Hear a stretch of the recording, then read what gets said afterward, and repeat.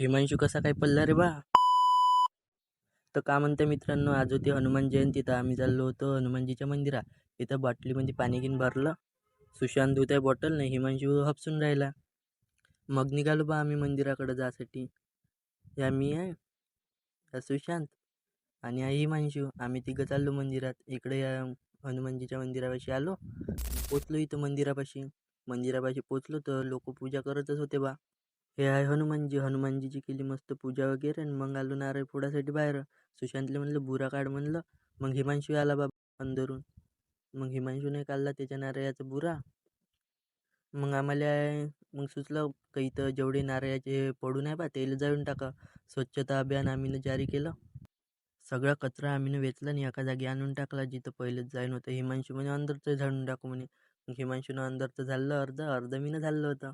अर्ध म्हणजे बाहेरचं मीनं झालं होतं. मग कचरा जायला मग हिमांशू बसला इथं बोटं दाखवायला लागला बा.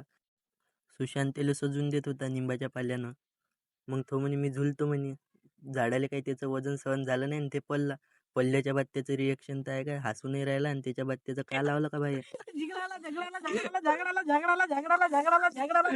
मान हिमांशूचा उपवास होता तर सुशांतने आणले होते फराळाच्या पुड्या. मग फराळाच्या पुड्या खाल्ल्या आणि हिमांशू मध्ये लय एनर्जी आली बा, लय पळत गेला. भेटू मग पुढच्या ब्लॉग मध्ये.